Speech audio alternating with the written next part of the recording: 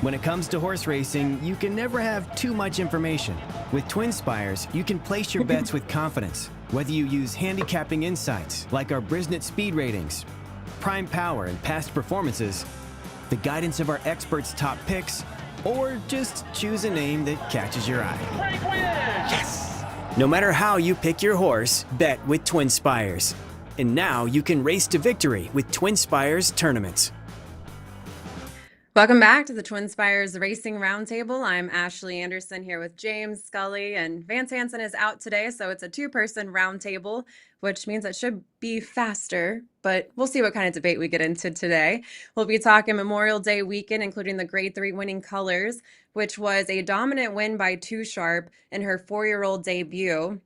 We'll also look at some other top performances from across the country and overseas, and we'll do a Stephen Foster Preview Day preview and look ahead to the 6 stakes races on Saturday's card at Churchill Downs. James, obviously, I will start things off with you today. Let's talk Too Sharp in the Grade 3 winning colors. Very dominant performance. Where do you see her in the older dirt female division, and particularly where does she stack up against Copian right now? Well, I mean, she's got something to prove still as far as Copian goes, because to me, Copian's the leader of the division off of her win in the Grade 1 Derby City Distaff. She had run a brilliant prep race for that as well earlier this year, and she's unbeaten at one turn for Richard Mandela. Her only losses were two-turn starts. So she's the Pro Tem divisional filly and mare sprint leader. But I think Too Sharp is in the same grouping of the top 8 contenders in that division. And listen, this is a filly. It's important to remember, and I'll make this argument. I mean, to me, she's like 4 races removed from breaking her maiden last August. She's still in a developmental phase in my mind for Phil Bauer. Too Sharp is. And I thought her race on Monday in the Grade 3 winning colors was brilliant. First off, like last fall, she won the Chaluki, ran 134 a change. I thought she was going to get a triple-digit number. She got a 94. It looked too low considering how great she was that day. She was even more impressive. This was her 4-year-old debut. She broke her maiden, like I said, last August. She ran in a couple of stake races last year as a 3-year-old, and then this is her 4-year-old debut. And believe me, Hope Road gave Copian a real tussle in that Derby City Distaff. Copian had to work really hard to get by Hope Road in deep stretch and beat her that day. And Too Sharp ran Hope Road into the ground in a hand ride in 21 and change and 44 and change. You can just see Junior Alvarado. I've watched all of her previous races, Ashley, even when she won an allowance race, her second career win. I don't think she was very professional. He'd have to ride her a little bit to really get her. And when he pushes the button here in the stretch, I mean, she's got another gear left. She draws off, I thought, spectacularly. And even after the wire, she's just getting warmed up at 6 furlongs. The thing that's important to remember for the division is that the filly and mare sprints at 7 furlongs. This race was a brilliant performance at 6. She was like less than basically, she got a 97 Brisnet speed rating, Too Sharp did, and she would have had to set the track record to get a triple-digit number because she was less than a second off the track record running in 108 and 3/5 seconds. So I thought the way she galloped out into the turn, she wasn't anywhere near the end of her stamina. 7 furlongs hits her right between the eyes. And to me, one thing about Too Sharp is that she's turned in a couple of these, both stakes wins have been at Churchill. So you got to say she's got to transfer her form. But she did break her maiden by 11 plus lengths at Saratoga last summer. And that's really encouraging for her because she's got some big races up ahead at Saratoga. The honorable miss is early in the meet, and then the big race is the Grade 1 Ballerina, going 7 furlongs on the Travers undercard. So, yeah, she's going to be in the mix in those races against Copian, Ways and Means, and all the other top female dirt sprinters out there. I think she has a huge future, and I think she's going to continue to run better and better. Yeah, I agree with you. I think you have to put her up there with Copian potentially. We have to see what she does in a Grade 1, but the way that Hope Road, I thought, looking at the Derby City Distaff, that was 7 furlongs. Hope Road had a lead, a very narrow lead top of the stretch, and then Copian was able to overtake her at 7 furlongs. I thought Hope Road cutting back to 6 furlongs, I expected that to be an advantage for her because if you look at Too Sharp previously, her 2 times trying 6 furlongs, she was beaten to second in both of those tries. And so I was a little concerned, would this be too short of a distance for Too Sharp? But she just went right to the front. That was the big question, is she going to get the early lead? Is Hope Road going to go to the front? And it wasn't a question at all after the race, after the gates opened. It was pretty clear that Too Sharp wanted that early lead, and she was way out there. So the way she won, and coming off a lengthy layoff as well, I only expect her to get better next start, and excited to see whenever we potentially see her match up with Kopi, and I'm not sure where that will be, but I think that she will give her a run for her money. And definitely one of the top sprinters in the country right now. And Phil Bauer even said this is probably the best horse he's ever had in his barn. And I think the numbers show it, even if the Bristnet speed figures don't show a triple digit number, I think the numbers still show it with Too Sharp's resume. Yeah, exactly. I think those are all fair points. We have a consensus on the filly, her race on Monday, and her potential moving forward. That was her first start since November. I was saying Hope Road. She did come back on 3 weeks rest, so perhaps that turnaround was a little quick. She's coming back in 3 weeks rest for a grade 3. Now, to me, this was a grade 1 caliber field because she had to square off not only against Too Sharp, but Brightwork was a grade 1 winner in the field, and she couldn't make the early lead with her speed, but she still finished, I thought, a respectable fourth. So, you had the 3 top horses were first, third, and fourth. The only long shot in there was Benedetta, but she really just took advantage of Hope Road, I think, timing a little bit. The fractions were so fast, it's set up for a late runner. Oh, yeah.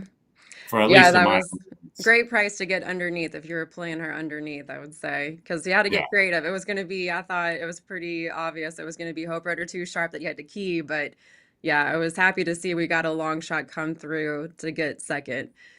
Well, let's move on to other performances from the weekend. So who stood out to you, James? Well, I'll mention a pair real quick. On Friday, they had a 2-year-old maiden special weight, 5.5 furlongs on 5 furlongs, on the turf. Wesley Ward debuted a 2-year-old colt by Speightstown, $850,000 yearling purchase named Outfielder. And he was absolutely brilliant. John Velasquez is on him. We'll watch this replay. What really got me, Ashley, was, he didn't break on top, but his speed just carries him to the front, and took some real serious pressure early on. They went 21-3 for the opening quarter mile.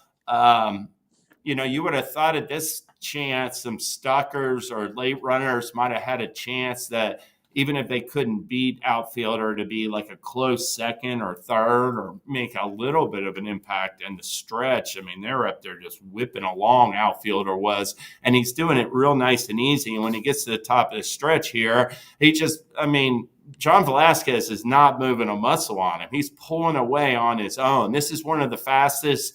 I saw somebody made a point. It was just off the track record, which was set in a stakes race.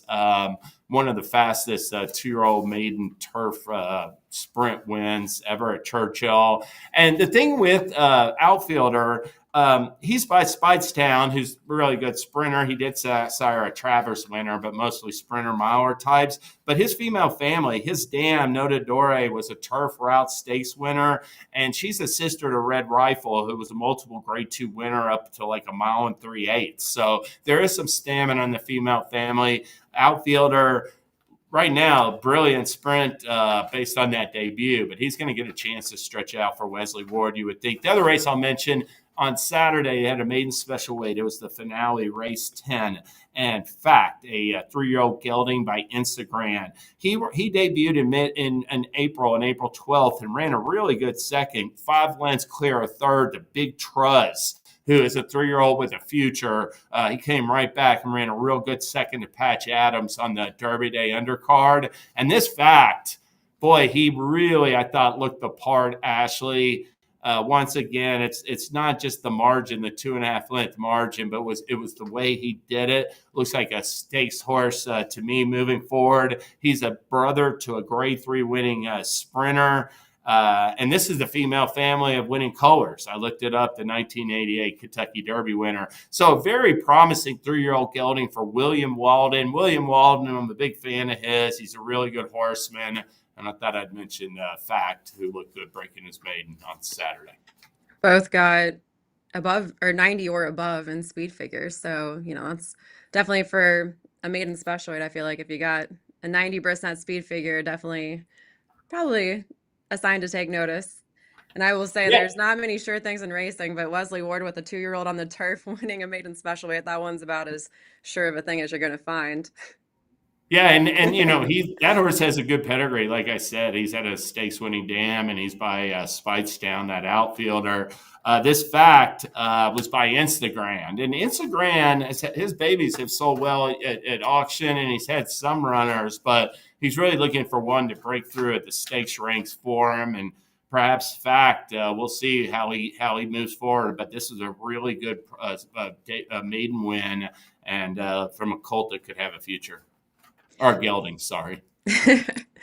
Well, I will take it over actually to a gelding as well, a 6-year-old over in Hong Kong, who won the Hong Kong Triple Crown this weekend at Shaw 10. And we've been talking a lot about the Triple Crown the last couple of years here over in the U.S. and how we haven't had many horses going for that Triple Crown in the last couple seasons. But we did have the second ever Triple Crown winner, Hong Kong Triple Crown winner this past weekend, and that was Voyage Bubble, who won the Champions and Chater Cup, the third leg of the Triple Crown. The only other winner in history was in 1994, and it was River Verdon. So here we have Voyage Bubble right there. I think we're only going to have photos for this one, not a replay, but he was able to take all 3 legs, which are on the turf over at Shaw 10. All 3 legs were at Shaw 10 this season, and a little bit different of a Triple Crown. It's not for 3-year-olds, it's for older horses. And again, like I said, on the turf, but the distances are a mile and a quarter, and a mile and a half. So he got the win in this mile and a half race and made it look pretty easy. So I wanted to point out some history that happened. Even though it wasn't a Triple Crown here, it's still one to celebrate overseas since it doesn't happen often. And they space out their races even more than we do. They have January 19th was the first leg, February 23rd was the second leg, and then May 25th, the third leg. But, we have this argument, do we need to space out our 3 legs more? But they've only had 2 winners with that much space between the legs. So I guess you can't really say the time between races necessarily matters. No, I don't think it. I think one thing it does, having the time between races, it allows horses that perhaps weren't ready for the first leg just because they're coming along at that point or just getting good. They can jump in the mix easier, and being older horses is a different dynamic. I mean, the tight window, I think basically they talk about new shooters in the Preakness and even the Belmont. Belmont has had a lot of them, but the first 2 legs are traditionally dominated by horses that run in the first leg, and a little bit of a different dimension when you have the time between races like they do in Hong Kong. But nonetheless, a very difficult achievement to accomplish. So got to give Voyage some credit, and be interested to see how he fares if he goes international. And then to close out, we will talk about a big card on Saturday at Churchill Downs Stephen Foster Preview Day. We have 6 stakes. 5 of them are grade 3s, and then 1 non-graded stakes as well. So James, what are your early thoughts on the card? Any races in particular you're looking forward to betting, or at least any horses that you're looking forward to watching? Yeah, I wanted to just say, yes, there definitely there's all these stakes. The first thing I'm going to mention, though, is right before the stakes get underway, we do have a 3-year-old filly allowance at a mile and a 16th, and this 3-year-old filly division obviously has a standout, an exceptional one in Good Cheer. I'm not taking anything away from her, but her competition is lacking. It's wanting. It's ready for some horses to step up and get involved in these stakes this summer and this fall. And I'd pay attention to race 5 on Saturday at Churchill Downs. Brad Cox has Heavenly Sunset, a Constitution filly who broke her maiden by open length, stretching to 2 turns, second time out at Keeneland. Brendan Walsh has this Click It, a Quality Road filly who's been favored in both starts and exits a smashing 5-length maiden win. Phil Bauer has Tetaroa. I'm mispronouncing her. I think it's Tetiaroa. Had to look it up. Yeah. Guys, I had it right, I think, in my practice beforehand. A Vacoma filly who was awesome, winning her career debut on that Kentucky Oaks undercard by 6 lengths. She could be really good. And then I'll mention last but not least, Will Walden has this Atara, who ran second or placed on both the Risen Star and the Louisiana Derby undercards and salty maiden special weight races, ran second both times, and then switched the turf and went 2 turns and broke her maiden. And now she's going back to dirt. Do not dismiss Atara. As far as the stakes action goes, obviously the Grade 3 Shawnee gets Jin Jin. Jin Jin basically got transferred from Brad Cox to Brendan Walsh, and in his first start for Walsh, upset the Grade 3 Double Dog Dare at 38-1. Now, that race was a good field. Candied ran third to Jin Jin and came back and won the Lair DuPont at Pimlico by open lengths and is a contender in that division with Torpedo Anna sideline presently or getting some time off. So it'll be interesting to see. Jin Jin could have gone to Grade 1 Ogden Phipps at Saratoga a week later. She's going to this Grade 3 Shawnee. I'm really intrigued to see if she could back up that Double Dog Dare performance. The Grade 3 Aristides gets world record. He's a gun runner sprinter for Rudolph Brissett. I thought last year as a 3-year-old, he won some races, but Ashley, I thought he had to have everything go his own way. Mentally was a little bit of a question mark at times. And I thought world record looked much more professional opening his 4-year-old season. I'm excited to see him go back to stakes. And I'll mention the Grade 3 Arlington. That has a really, I thought, solid field, highlighted by Brilliant Birdie and Mercante. I'm going to give the edge to Brilliant Birdie at the mile and the 16th distance. I think 9 furlongs is too far for him. And I think Mercante really move forward, stretching to 9 furlongs in his last 2 starts. So on the cutback, I'll give Brilliant Birdie the edge, but there's some other ones in there, Hershey and others as well. Mm-hmm. I'm going to leave the blame for you to talk about. Yeah, well, I was going to say Brilliant Birdie, unbeaten from 4 starts on the turf at Churchill, I definitely think is the one to beat in this race. And I agree, Mercante, 9 furlongs, I think it's a little too long for that horse, at least what we've seen recently. And then Hershey coming off a huge win at Keeneland and an allowance, but won by 3 lengths with a 102 speed figure. So I'm playing Hershey at least to come in second, I think, and at least come through in the exacta, but it's going to be a contentious race. And even Higante, I think, probably goes to the front in that race. There's not a ton of speed. That's the other thing about Brilliant Birdie being a late closer, but he's won from off, somewhat slow paces before, so I'm not too concerned about it. But I don't really see anyone going to the front beside Higante, and maybe we see Silent Heart kind of pushing the pace, and Mercante maybe, but yeah, there's not a lot of speed. That's a good race. That Laganos, he ran second to Brilliant Birdie in the opening verse, and he won the American Derby American Turf last year on the Derby Day undercard. So he's a contender for Steve Asmussen as well as Gigante. He's got both of them in there. And Hershey, that was an awesome, I thought, comeback race at Keeneland. He could be better as a 4-year-old for Vicky Oliver. Yeah. And then the next race 10, is the Grade 3 Blame, which is the local prep for the Grade 1 Stephen Foster, which is June 28th, I believe.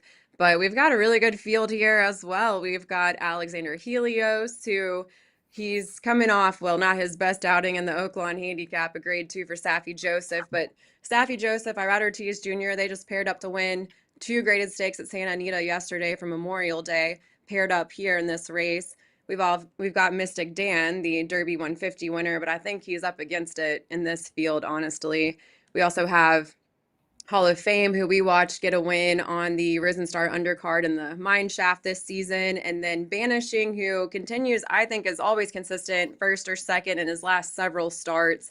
But I think this could set up for Post Time, the lone true late closer in this field for Brittany Russell, who's coming off, well, moving back up in class, but coming off a 13-length win in allowance optional claimer at Laurel and had a 107 brisnet speed figure that day. I'm seeing all these early runners in the field. So Post Time, who puts up triple-digit late pace ratings pretty much every single start, I feel like Post Time could get the ideal setup here. But I am a little concerned about that outside post, because if you look at his previous starts, he doesn't always do well when breaking from the outside, or doesn't necessarily get the win, settles for minor awards. But it's going to be a tough race. I'm trying to play it out in my mind. I think Most Wanted gets the early lead. I'm trying to figure out, who sits where in this race, because there's just so much. Most Wanted's going to the front, I think. The interesting thing with Post Time, I think he's a little he's going to take some beating, obviously. He's a 5-year-old now. Last year, he ran second in the Met Mile and third in the Whitney. Brittany Russell freshened him up. He came back and won, he wins his stake, a listed stake at Laurel. He's coming off a big win at Laurel and allowance now. And off of that race, ran a troubled second in the Breeders' Cup Dirt Mile. Might have been the best horse of that day if he hadn't gotten so far back in traffic. And then a good third to Lock in the Cigar Mile. So he's a huge player from off the pace. You're right, Most Wanted. That was Most Wanted and Hall of Fame are coming off a second and third to Fierceness, who was absolutely brilliant, set the track or stakes record, was brilliant in that Alley Sheba. They're players. Mystic Dan's got to prove it to me. I was encouraged by his last effort, but no way I'd be betting him at short odds. I'll mention a horse I am intrigued by, number 3, Antiquarium. It's a major class test for this 4-year-old colt. But let me just say, last year, he wins the Grade 3 Peter Pan, and then he ran 5th in the Belmont, and he wasn't seen again after that. He was just getting going when he went to the sideline for Pletcher. And I love that comeback win at Gulfstream Park. I mean, not only did he win that race by open lengths, but the runner-up, Shaq Diesel, just came back and crushed stakes foes at Gulfstream in his next start. Antiquarium can get this mile and an 8th distance. Might not be sharp enough, Ashley. Yeah, he's the wild card to me. He's heavy hitters, but that's my wild card. That's my long shot pick. I mean, look at it. Look at his, goes 1.25 miles, then goes 7 furlongs. I know. To me, I just can't figure out. But Todd Pletcher, first of all, second off the layoff, high percentage, but also going from a sprint to a route, I think is pretty high percentage there. So I don't know what that plan was to cut him back to 7 furlongs and his. Well, I just think it was a comeback because he just went to the sidelines so early. They were when they ran in the Belmont, they were still, that was his 3rd stakes start. He was still had a big year potentially, even if he's winning minor stakes like the Oklahoma Derby or whatever. He was still going to be a good stakes type moving forward last year. So he could just be a lot better as a 4-year-old, but we'll find out. Yeah, it could go a lot of different ways in this race. And so I'm thinking that Derby City 6 is going to have a big payout, because I'm looking for some potential upsets in these. We've got, I think it's an all stakes Derby City 6 for that. That's correct. Saturday all card. Stakes Derby City 6. And the depth of the fields is really, I think, neat. Didn't get the 6-horse fields with like no depth even with contenders. We got solid fields with a lot of contenders in them. So I was excited when I took the first glance at that card last night. Well, I believe twinspires will be on site to cover Stephen Foster Preview Day, so check out our social channels for more of that. And then we will be back next Tuesday to recap Stephen Foster Preview Day and more with James, and I believe Vance will be back as well. So we'll see you next week. When it comes to horse racing, you can never have too much information. With twinspires, you can place your bets with confidence, whether you use handicapping insights like our Brisnet speed ratings, prime power and past performances, the guidance of our experts' top picks, or just choose a name that catches your eye. Yes! No matter how you pick your horse, bet with TwinSpires. And now you can race to victory with TwinSpires tournaments.